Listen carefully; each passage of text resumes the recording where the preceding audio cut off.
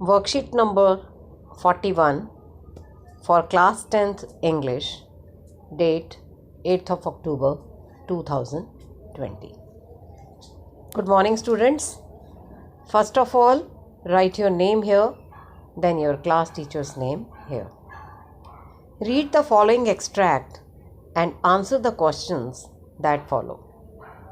This extract has been taken from your book Footprints Without Feet, lesson number 2, The Thief Story, written by Ruskin Bond. This story has been written by Ruskin Bond. There is a small-time thief who befriends a struggling author in the plans of making a steal.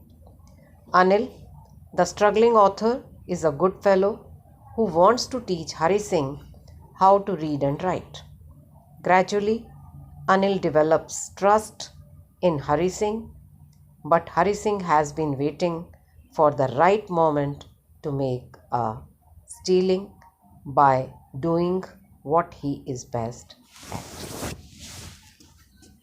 ये story जो है ये Ruskin bond ने लिखी है और ये एक छोटे से थीफ के बारे में है जिसका नाम था हरी सिंह, और उसकी दोस्ती हो जाती है एक स्ट्रगलिंग ऑथर के साथ जो अनिल है जिसका नाम, और वो बहुत ही अच्छा इंसान है. He is a good fellow और वो चाहता है, he wants to teach Hari Singh को पढ़ाना लिखाना चाहता है वो. धीरे धीरे अनिल जो है वो हरी सिंह में अपना ट्रस्ट हो जाता है, उसको उस पर विश्वास हो जाता है. लेकिन हरी सिंह क्योंकि अपनी आदत से मजबूर है, वो एक सही मौका ढूंढ रहा है चोरी करने का, क्योंकि वो चोरी करने में ही बेस्ट है. तो बेटा यहाँ पर आप देख रहे होंगे एक ब्लैक सा ये निशान है, यहाँ पर किलिंग लिखा हुआ था, जबकि यहाँ पर हमने स्टीलिंग आना चाहिए, तो हमने उसे करेक्ट कर दिया. Now we will read the passage. I was still a thief when I met Anil, and though only 15, I was an experienced and fairly successful hand. कह रहा है मैं चोर था और मैं मिला, सिर्फ मैं 15 years old था, 15 साल का था, और मैं बहुत ही एक्सपीरियंस था, बहुत ही अनुभवी हो गया था, और मेरा हाथ भी बहुत साफ़ हो गया था. अनिल वॉज, किस में हाथ साफ़ हो गया था? चोरी करने में. Anil was watching a wrestling match when I approached him. Anil क्या कर रहा था? एक रेसलिंग मैच देख रहा था जब मैं उसके पास पहुंचा. He was about 25. अनिल कितने साल का था? 25 का. अ टॉल लीन फेलो, लंबा, लीन मतलब पतला दुबला व्यक्ति. And he looked easy going kind and simple enough for my purpose. वो बहुत ही आराम, मतलब कोई चिंता वाला नहीं, केयर फ्री पर्सन मुझे लग रहा था वो, और बड़ा ही सिंपल था, और उसे ऐसे लगता था कि जैसे उसे कोई चिंता नहीं है. और यही मुझे मेरे पर्पस के लिए बेस्ट था कि मुझे ऐसा ही व्यक्ति चाहिए था. You look a bit of a wrestler your self, I said. A little flattery helps in making friends. आपने देखा होगा बच्चों, जब हम किसी से दोस्ती करना चाहते हैं तो दोस्ती करने के लिए हमें थोड़ी फ्लैटरी मीन्स चापलूसी, चाटुकारिता करनी पड़ती है, ताकि हम उसको अपना फ्रेंड, दूसरे सामने वाले व्यक्ति को अपना फ्रेंड बना सके. तो ऊपर तो जो ऑथर है वो बता रहा है कि जो चोर है वो बता रहा है कि जब मैं अनिल से मिला तो वो रेसलिंग मैच देख रहा था, ठीक है, और अनिल जो है वो भी बड़ा लीन मतलब पतला दुबला है. तो जब वो उसके पास पहुंचा तो उसने कहा अनिल से दोस्ती करने के चक्कर में कि आप कैसे लगते हैं? रेसलर मतलब एक कुश्ती करने वाले व्यक्ति लगते हैं, ठीक है. अब इतना दुबला पतला व्यक्ति अगर उसे कोई कहे कि आप रेसलर लगते हैं तो ये सच में फ्लैटरी ही लगती है. What's your name? आपका नाम क्या है? हरी सिंह. आई लाइड. तो अनिल ने उससे पूछा कि तुम्हारा क्या नाम है? तो हरी सिंह ने कहा, मैंने कहा हरी सिंह. आई लाइड मतलब मैंने झूठ बोला. I took a new name every month. मैं हर महीने अपना एक नया नाम रखता था. That kept me ahead of the police and my former employers. कह रहा है इससे क्या होता है कि मुझे पुलिस से मेरा बचाव हो जाता है, हर बार मेरा नाम नया होता है, और जो मेरे पुराने जिन लोगों ने मुझे नौकरी पर रखा होता है वो भी मुझे नहीं पकड़ पाते. I didn't have much to से.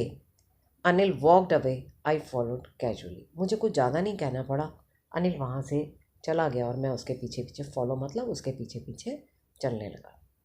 आई gave him my most appealing smile, I want to work for you, I said, but I can't pay you. कहता है मैंने उसको बड़ी ही अपीलिंग स्माइल जिससे वो आकर्षित हो जाए, ऐसा मैंने उसे देख के मुस्कुराया मैं, और मैंने उससे कहा कि मैं आपके लिए काम करना चाहता हूँ। तो उसने मुझे क्या जवाब दिया, but I can't pay you, मैं तुम्हें तनख्वाह नहीं दे सकता। I thought that over for a minute, मैंने 1 मिनट के लिए सोचा। आई आस्क्ड, मैंने कहा, कैन यू फीड मी, क्या आप मुझे खाना खिला सकते हैं। कैन यू कुक, उसने पूछा, क्या तुम खाना पकाना जानते हो। आई कैन कुक, हाँ मैं खाना पका सकता हूँ। आई लाइड अगेन, मैंने फिर से झूठ बोला। If you can cook then maybe I can feed you, अगर तुम खाना पका सकते हो तो मैं तुम्हें फीड भी कर सकता हूँ। He took me to his room over the Jamuna sweet shop, but the meal I cooked that night must have been terrible because Anil gave it to a stray dog and told me to be off. कह रहा है वो मुझे अपने कमरे में ले गया, और वो कमरा कहाँ था, जमुना स्वीट शॉप के ऊपर। मैंने उस रात को जो खाना पकाया वो इतना टेरिबल था, इतना ख़राब था कि अनिल ने वो एक स्ट्रे डॉग को डाल दिया और मुझे कहा कि तुम अब यहाँ से निकल लो, मतलब यहाँ मैं तुम्हें काम नहीं दे सकता, टू बी ऑफ मतलब तुम जाओ। लेटर ही पैटेड मी, बाद में उसने मुझे पैटेड का मतलब होता है थपथपाना, ऑन द हेड, मेरे सर पे थपथपाया, and said never mind he would teach me to cook. उसने मुझे कहा कोई बात नहीं, चिंता मत करो, मैं तुम्हें खाना पकाना सिखाऊंगा। He also taught me to write my name and said he would soon teach me to write whole sentences and to add numbers. उसने मुझे लिखना, मेरा नाम लिखना सिखाया, और उसने मुझे कहा कि वो जल्द ही मुझे पूरे पूरे सेंटेंसेस लिखना सिखाएगा और नंबर्स को कैसे ऐड करते हैं वो सिखाएगा। It was quite pleasant working for Anil. Anil के लिए काम करना मुझे बहुत अच्छा लगता था। I made the tea in the morning and then would take my time buying the day's supplies, usually making a profit of about ₹1 a day. मैं सुबह उसके लिए चाय बनाता, फिर निकल जाता मार्केट में, जो पूरे दिन का सामान चाहिए होता था वो लाने के लिए, और उसमें से रोज़ाना मैं ₹1 बचा लेता था। I think he knew I made a little money this way but he didn't seem to mind. मुझे लगता है कि उसे मालूम था कि मैं रोज़ाना थोड़ा सा पैसा बचा लेता हूँ, लेकिन उसने कभी मुझे ये शो नहीं होने दिया और उससे उसे कोई फ़र्क नहीं पड़ता था। Anil made money by fits and starts. Anil जो था वो पैसे कमाता था रुक रुक कर, मतलब धीरे धीरे काम चलाऊ पैसे कमाता था। It seems he road for magazines. इससे क्या पता चलता है कि वो मैगजीन्स के लिए काम करता था। मुझे ऐसा पता चला वो लिखता था मैगजीन्स के लिए, a queer way to make a living, और इस तरह से वो अपनी लिविंग मतलब आजीविका कमाता था। One evening he came home with a small bundle of notes saying he had just sold a book to a publisher. एक दिन शाम को वो घर आया, उसके हाथों में नोटों का बंडल था और उसने कहा कि उसने अपनी बुक पब्लिशर को बेच दी है। एट नाइट, रात को, आई सॉ हिम टक the money under the mattress. मैंने उसने देखा कि उसने मनी पैसा जो है वो मैट्रेस मतलब गद्दे के नीचे छिपा दिया, रख दिया है। I had been working for Anil for almost a month. 1 महीना हो गया था मुझे अनिल के लिए काम करते हुए, and apart from cheating on the shopping had not done anything in my line of work. और सिवाय शॉपिंग में थोड़ी सी चीटिंग करने, मतलब रोज़ाना जो मैं ₹1 बचाता था, इस चीटिंग के अलावा मैंने जो मेरी काम का एक पार्ट था मतलब चोरी करना, वो मैं बिल्कुल ही मेरा बंद हो गया था। He was the most trusting person I had ever met, क्योंकि वो एक पहला व्यक्ति मुझे मिला था जिसने मुझ पर इतना विश्वास किया था।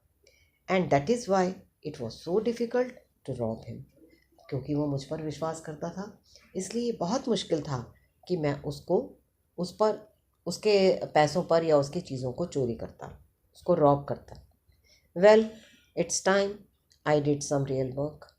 I told myself I am out of practice.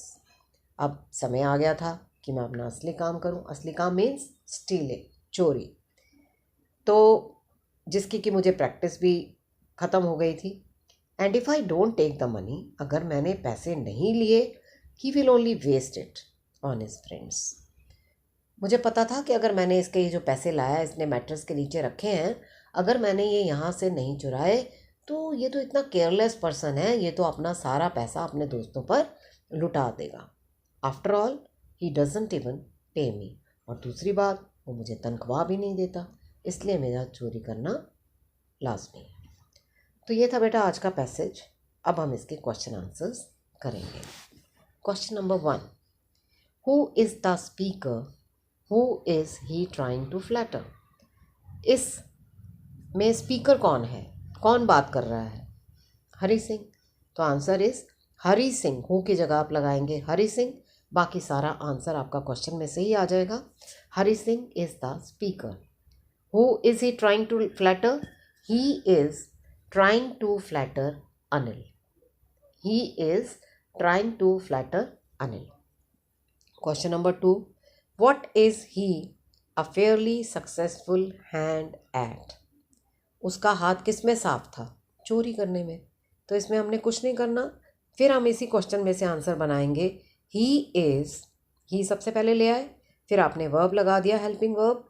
He is a fairly successful hand eight stealing. STEALING, stealing.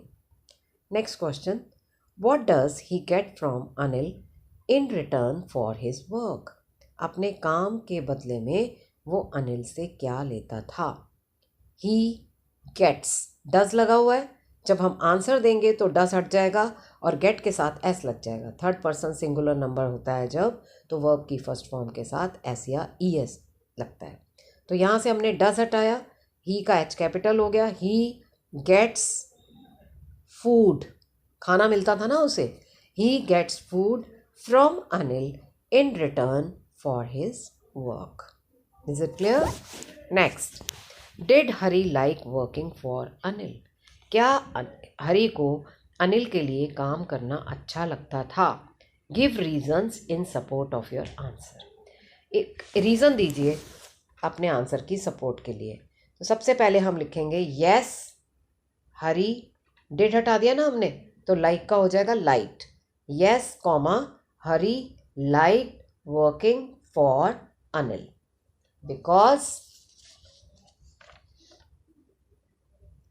he taught him to read and write. क्योंकि वो उसे सिखाता था, पढ़ाता था क्या करना, पढ़ना और लिखना, इसलिए उसे अनिल के लिए काम करना अच्छा लगता था.